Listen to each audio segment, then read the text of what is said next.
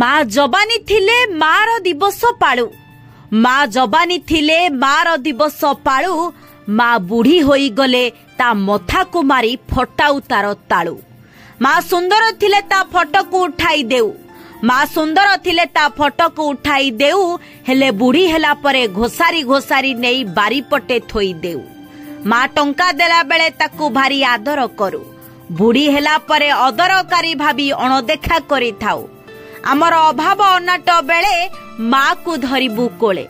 ଆମର ସୁବିଧା ସୁଯୋଗ ବେଳେ ମାକୁ ଥୋଇବୁ ଦଇବ କୋଳେ। ମା ବୁଢ଼ୀ ଯଦି ରୋଗିଣା ହୋଇବ ବୈଦ ପାଖକୁ କିଏ ସେ ନବ।